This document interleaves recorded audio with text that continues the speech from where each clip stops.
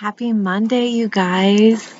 Oh my gosh, I want to start this off by saying thank you. Thank you for staying a part of the team. Thank you for visiting and thank you for listening to, I guess, these boosters. And so I know I have been a little unattending for the last week, but I have been putting my focus towards how I can definitely provide you guys the best resources and support that I can as a parent and as a teacher. And so, because of this, I have been engulfed with papers and markers and books and videos and all of the things to help streamline some resources for you guys. So, please know that you have not left my thought.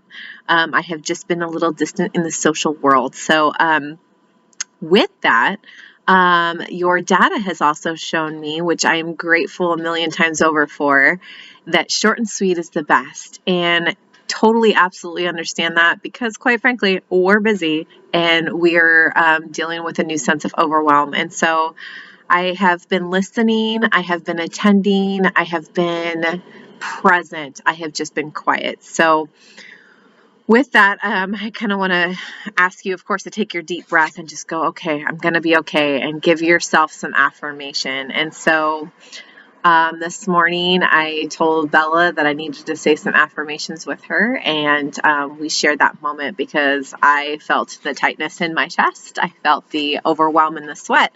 I felt all the feels. So we together shared that moment. And so I encourage you this week to be aware of your surroundings. And I say this because I have a little bit of a challenge to go with this. And when I say this, I also mean, okay, when I am just losing my mind or when I'm just about to just be the person I don't want to be, what got me there? I want you to be aware of your triggers and see potential patterns with that. I'm talking like the little to the big, because I'm wondering if some of the environmental or some of the sensory responses are what could be causing some of that. And so I've been challenged myself to be kind of seeing that also same awareness. If something was too loud, like even right now, I'm noticing that somebody is weed eating alongside me. And I'm like, eek, that's triggering me just a little bit.